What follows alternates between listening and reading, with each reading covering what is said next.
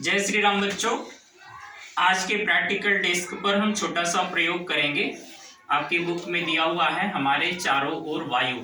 हम कैसे जांच करेंगे कि हमारे चारों तरफ हवा है, और जहां हवा नहीं होती वहां कैसे पता करेंगे कि यहाँ पर हवा नहीं है। अब देखिए हमारे पास दो मोमबत्तियां हैं, ये हवा की उपस्थिति में ही जल रही हैं, लेकिन दोनों मोमबत्तियों में से एक मोमबत्ती को मैं दिखाता हूं कि कैसे बिना हवा की नहीं जलती है। तो हमारे पास ये कांच की गिलास है। अब हम इससे इस मोमबत्ती को ढक देते हैं, देखते हैं कौन सी मोमबत्ती जलती रहती है, कौन सी बुझ जाती है।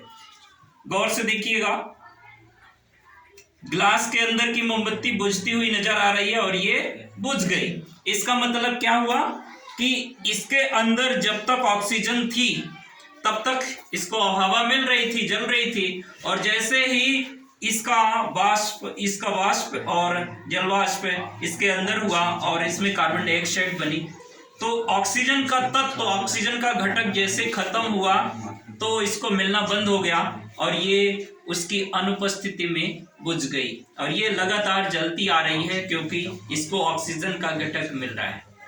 तो ये छोटा सा प्रयोग ऑक्सीजन की उपस्थिति और अनुपस्थिति का पता करने के लिए। अभी हम देखते हैं, मेरे पास एक बॉटल है और ये बॉटल अभी खाली है। ये देखिए बॉटल खाली है। बॉटल को हम पानी में सीधा डुबाते हैं, ऐसे देखिए डुबा रहे हैं तो हमारे हाथ में दबाव आ रहा है, लेकिन बॉटल डूब नहीं रही है, ये बाहर फेंक देती। ये देखिए, है ना, क्यों नहीं जा रहा है, क्यों नहीं डूब रही है ये? क्योंकि इसके अंदर हवा है और इसकी जगह पानी से नहीं भर पा रही है, ये अभी भी खाली ही है, ऐसे भरती नहीं है, ठीक। लेकिन जैसे ही हम इस बॉटल को थोड़ा सा टेढ़ा करेंगे, अब देखिएगा, अभी ऐसे, अब हम ऐसे डुबाते हैं, ये क्या हो रहा है, इसकी हवा बाहर निकल रही है और इस खाली बोतल की जगह कौन ले लिया? पानी ले लिया। मतलब इसके अंदर पहले हवा थी, है ना, अब इसमें हवा बाहर निकल गई और पानी भर गया, ठीक है ना। अब ये देखिए पानी निकलते हुए ये छोड़ रहा है धीरे धीरे, क्योंकि इसके अंदर हवा जैसे जैसे घुस रही है हवा उसका स्थान लेते जा रही है और पानी बाहर निकलता जा रहा है। तो इसमें हवा उपस्थित थी और हर एक जो खाली जगह होती है उसमें हवा होती है।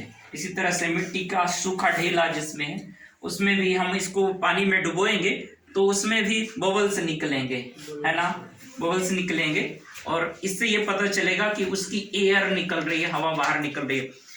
मेरे पास एक पेपर है और ये पेपर अभी सीधा, ठीक, लेकिन हम इसे जैसे उड़ता है हवा में,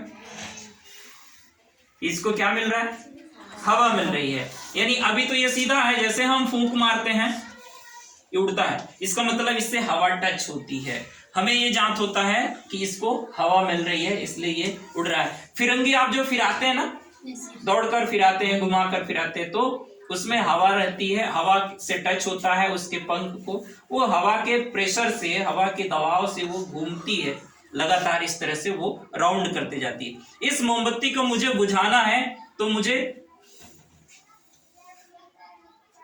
फूंक मार रहे हैं बुझने की कगार पे, लेकिन जब तेजी से हवा का फूंक लगेगा तो ये बुझ जाएगी। बुझ गए? तो ये हवा के दबाव से, इसको जोर से हवा मिली और इसके जो जलने वाले तत्व थे मिलना बंद हो गया और ये बुझ गई। तो हम ये जांच किए कि हमारे चारों तरफ हवा है।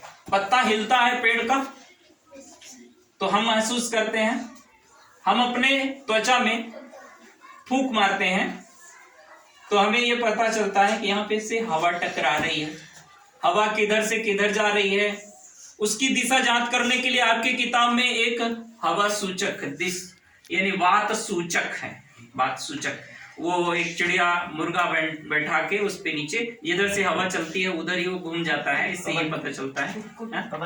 हाँ, कुक्कुट वाला। तो उससे भी आप जांच कर सकते हैं कि हवा किधर से चल रही है। हवा अदृश्य है, दिखाई नहीं देती है, उसको देखने के लिए हमें सिर्फ महसूस करना होता है। ये हवा है, इसी तरह पंखा चलाते हैं तो हमें हवा महसूस होती है, दिखाई नहीं देती है। खाली स्थान को हर खाली स्थान में हवा है उसे जांच करने के लिए छोटा सा प्रयोग। कोई भी चीज जलती है वो हवा की उपस्थिति में जलती है, इसका भी मैंने प्रयोग कर लिया। समझ में आ गया? धन्यवाद।